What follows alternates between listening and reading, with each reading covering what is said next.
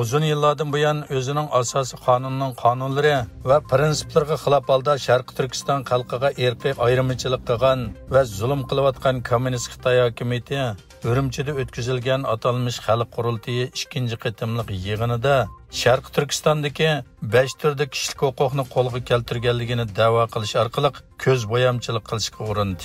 Ma'lum bo'lganidek, Xitoy hukumati 13-5 yillik plan doirasida 2018-yildan boshlab islom dini va Uyg'ur madaniyatiga aloqador barliq narsalarni cheklab, minglagan masjidni buzib tashlagan va diniy e'tiqodni oyoq osti qilgan edi. Keyincha bu bostirishlar Xitoy o'lkasidagi tungan rayonlarga kengaytirilgan bo'lib, atalmış arablashga qarshi turish nomida masjidlar chekildi yoki shakli o'zgartirildi.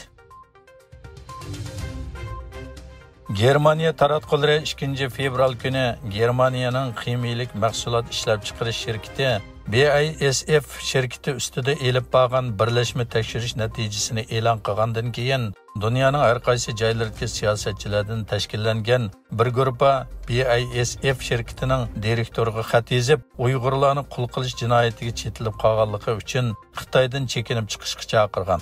5-fevral kuni 30 necha siyosatchi imzo qo'ygan birlashma maktubda mundaq deyilgan: Germaniya taratqullari oshkorlagan ma'lumotlarga qaraganda, BASF shirkati kishini cho'chitadigan ishlarni qilib, Ashur rayonidagi Uyg'urlar va boshqa turkiy millatlarni xo'rlash faoliyatiga qaytilgan. Biz bu shirkatni Xinjiangdan chekinib chiqishga chaqiramiz. Shirkatimizning inovativ to'kilishdan ilgari kaskin harakat qo'llanib, o joydan chekinishingizni nihoyat muhim deb qaraymiz. 2020-yili Xitoyning Yaponiya tashqi ishlar ministrligi qilgan tor hujumida Yaponiyaga tava maxfiy diplomatik hujjatlarning oshkorlanganligi o'ttirg'a qo'yildi. Kyoto agentligining kabinет manbalarini asos qilgan xabarda Yaponiya hukumatining 2020-yili bosh ministr Abe Shinzo davrida Xitoydan kelgan keng ko'lamli tor hujumini bayqaganligi o'ttirg'a qo'yilgan. Tashqi ishlar ministrligining diplomatik hujjatlari e'lon qilingan uchurlarda mazmunning mohiyati to'g'risidagi tafsilotlarning oshkorlanganligi ilgari surildi. Bu uchurning ministerlik bilan chet eldagi diplomatik vakillar o'miki o'ttirsidagi maxfiy telegramini o'z ichiga olganligi o'ttirg'a qo'yilgan.